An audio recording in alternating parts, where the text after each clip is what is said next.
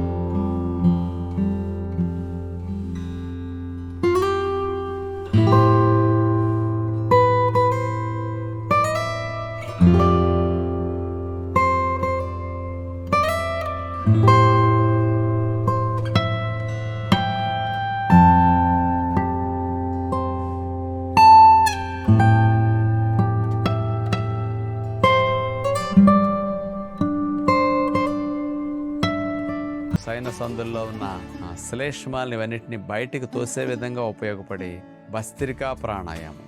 2 చేతులు గుప్పుడు మూసేసి చేతుల్ని గాలి పీల్చుకుంటూ పైకి లేపుతాం. ఫోర్స్ఫుల్గా గాలిని చీదేస్తాం ముక్కు రంధ్రాల ద్వారా. అలా మళ్ళా పీల్చుకోవాలి, మళ్ళా వదిలేయాలి. పైకి వెళుతూ పీల్చుకుంటాం, చేతుల్ని కిందకి దింపుతూ గాలిని చీదేస్తాం. గాలిని దీర్ఘంగా తీసుకోవాలి, దీర్ఘంగా వదలాలి. కంటిన్యూస్గా చేతుల మూమెంట్తో శ్వాసను జోడిస్తాం. అప్పుడు చూడండి, పొట్ట దగ్గర నుంచి పై భాగం అంతా కూడా ఎట్లా సాగటం, ముడుచుకోవడం జరుగుతున్నదో. చక్క ముఖ భాగంలో సైన సందులో ఉన్నవన్నీ బయటకు వచ్చేసి ఫ్రీగా గాలి రాకపోకలకు అవకాశం ఈ భస్త్రిక కలిగిస్తుంది. ఇక 3వ ప్రాణాయామం కపాలభాతి. చూపుడు వేలు, బొటన వేలు అట్లా పెట్టేసి ముద్రలో పెట్టేసి అట్లా కూర్చున్న తర్వాత ఇక బొడ్డు భాగం దగ్గర నుంచి పొట్టను లోపలికి అట్లా లాగుతూ గాలి వదిలేస్తాం. ఇది ఉదర భాగానికి, ప్యాంక్రియాస్ గ్రంథికి, జీర్ణాశయ వ్యవస్థకి చాలా చక్కటి మార్పులు తీసుకొచ్చే కపాలభాతి ప్రాణాయామం. డయాఫ్రమ్ భాగానికి మంచి వ్యాయామం జరుగుతుందన్నమాట కపాలభాతి ద్వారా.